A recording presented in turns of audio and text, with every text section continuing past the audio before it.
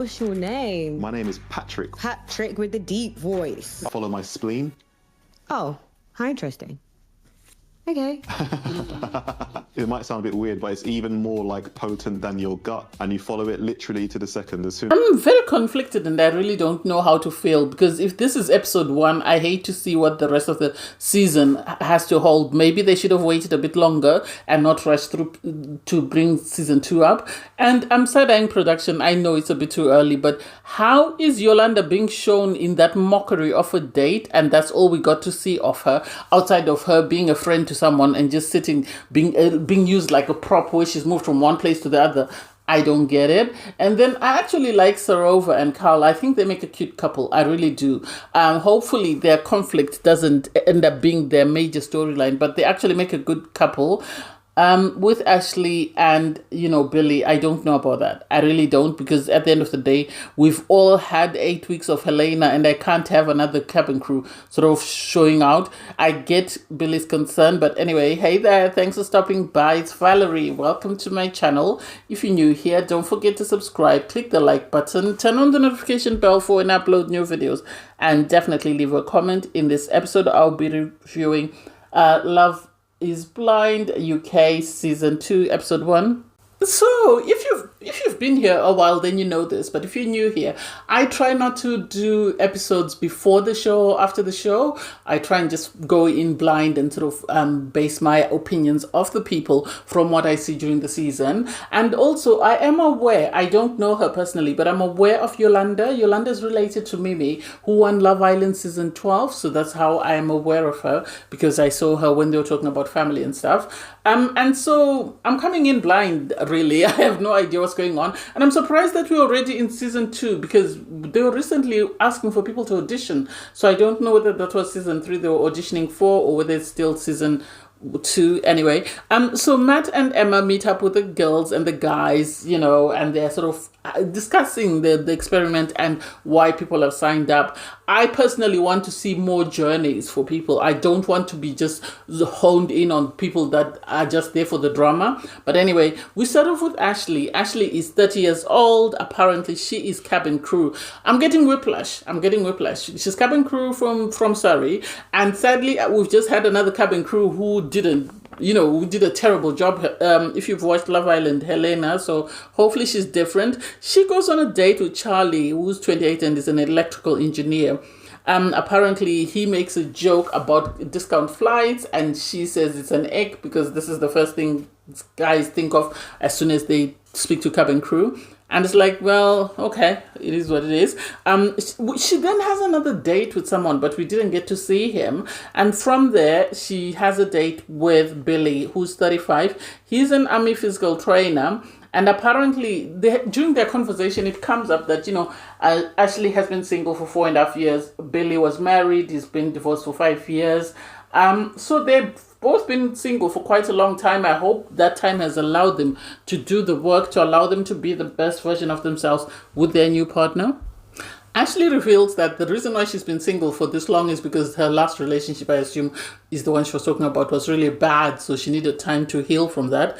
On his part, Billy doesn't. Well, he doesn't reveal why. He reveals why they broke up, but he doesn't discuss what he's done to sort of heal himself. Because apparently they were both in the army and they were like passing ships, so they barely got to spend time together. Ashley and Billy, apparently they've both been cadets. Ashley reveals that she dropped out because of her work schedule, conflicting schedules, but they've both loved the army. And then there's this conversation about Ashley sort of saying that she's unlucky in love. She really wants to find love. On his part, Billy wants to find love. Do I think they make a perfect match? My problem is their jobs. Because him with the army is always moving. She, cabin crew, is always flying out. So how will that sort of work? Is one of them going to give up their job for the other person? I don't know. Next up was Sophie. If you've watched Love is Blind Season 4, the US version, she's giving Micah vibes. Am I the only one who's getting that? She's giving one of those arena sort of Micah vibes. Anyway, I digress. She's 28. She's a senior commercial manager. She sort of said that, on her first dates, people say she tends to conduct them like interviews. And she did. Because she went through about 3 or 4 guys where she was asking them to tell her dad jokes. First up was Charlie, he's 28, he's an electrical engineer. Then Patrick, 33, he's a human design coach. Jordan, 29, he's a lift engineer. She didn't get along with all of them, or all we heard were just jokes. And then she finally actually had an in-depth conversation with Kieran, who's 28 and is a gaming entrepreneur. Well, they both hinted that, they're very reserved. Well, that's the impression that we heard from Sophie. She said she's very guarded, but she's a hopeless romantic. They've both been in relationships. Kieran was in a 7-year relationship. She was in a 5-year relationship, but then it's implied that she's never been in love. And it's like, so what were you doing for 5 years with this person? Sophie reveals that she is one of 5, so she has 4 brothers. Kieran is a bit taken aback by that. But they both imply that, they want someone who is obsessed with them. They want kids, apparently 2, but negotiable. And then you had Kieran ask about the red flags. And Sophie said she's very reserved, but she wants to open up. This is why she's entered the experiment. And it's like, okay, hopefully that's what she does, because at the moment she's giving me mean vibes. And then we sort of had her in the ladies' lounge having a conversation with Yolanda, but we barely saw Yolanda's face. And our side-eyeing production, like, seriously, so is Yolanda just going to be there for a decoration or not? Is she there for any reason in particular? We need to see her face if someone is speaking to her. And I would appreciate if Yolanda actually moved as far away as possible from Sophie, because Sophie is giving bad vibes.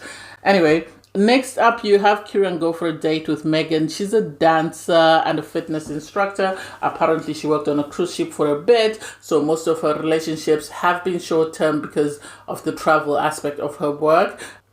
I feel like Kieran's date with Megan was actually more substantial than his date with Sophie. Yes, he tried, but anyway, it is what it is.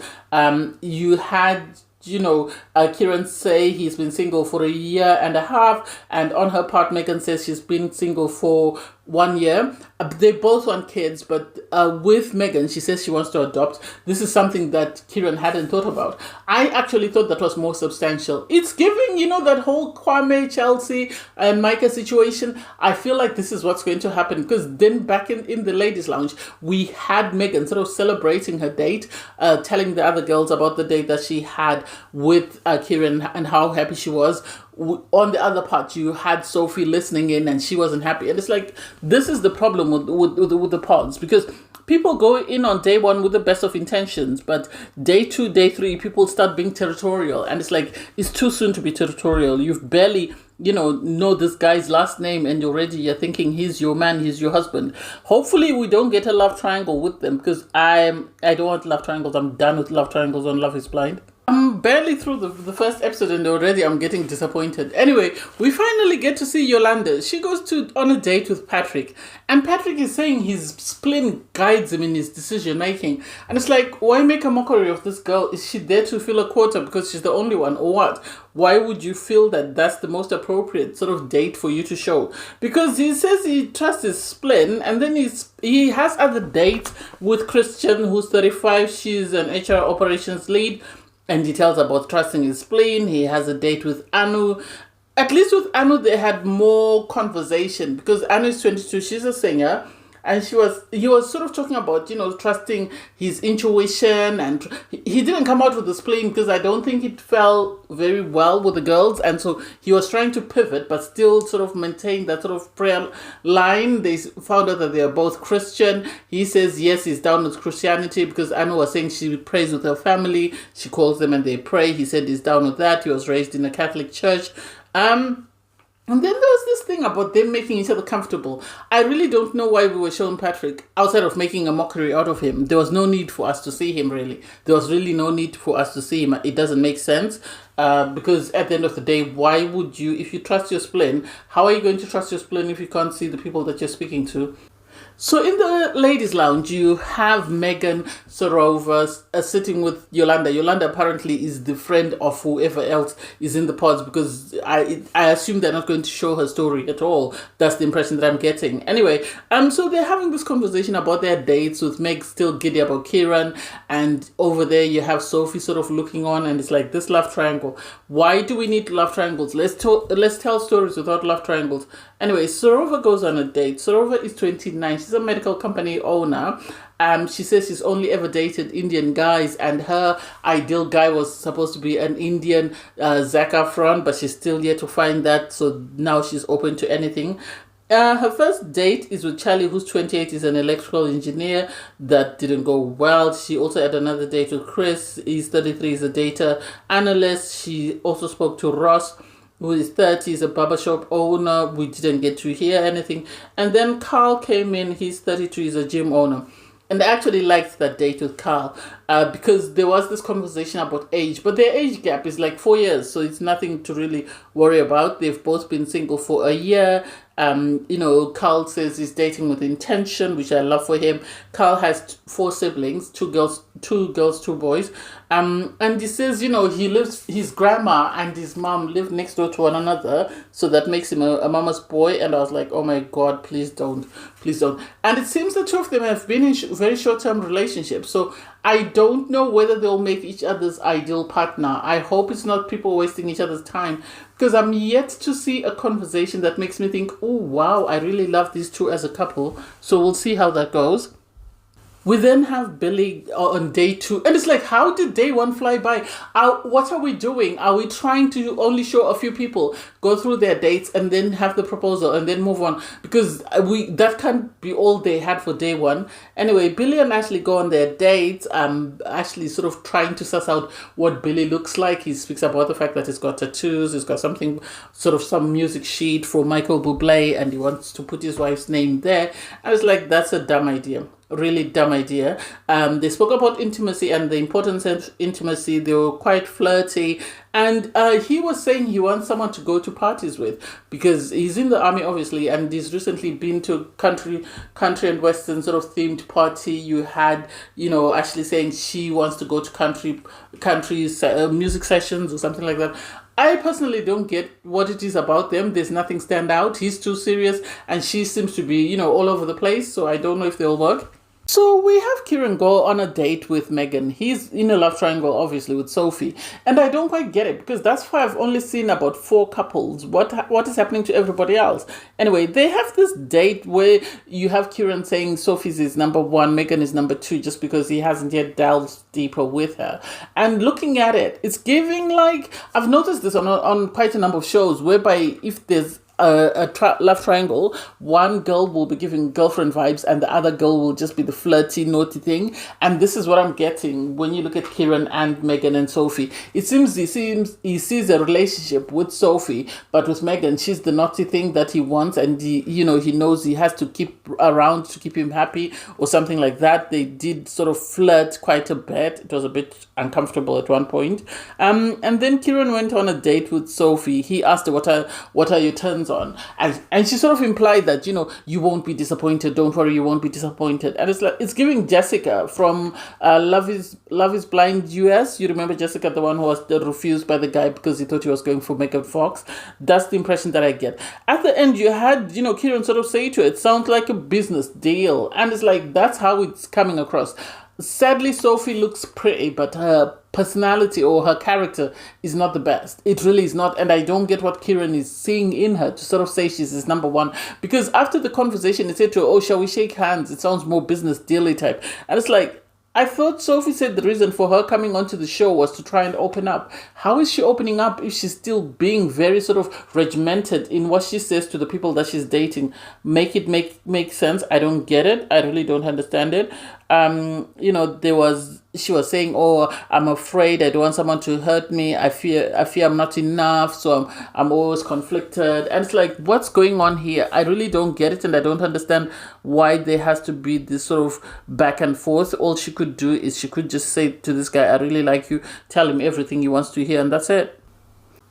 You then have Sroa go on a date with Carl, and Carl is talking about his family and how, Sroa is saying she's not good with change. He brings up the fact that, he brought up his brothers and the challenges that they've gone through. And personally, I'm side-eyeing him because I'm thinking, are those the challenges that your brothers have gone through, or are they the challenges that you have gone through? Because this girl is supposed to be getting to know you and not your brothers. So how is it you're telling her about your brothers and what your brothers have been through, did you get consent from your brothers to sort of, discuss their substance abuse history and the struggles they faced, and your brother that was in the army that was shot? I don't know. I felt some type of way about that. I felt he could have told her more about himself. She was touched because he cried, but I was side-eyeing him because I'm thinking, is he telling her his story and not making it obvious that that's his story? What is it? I didn't quite understand that.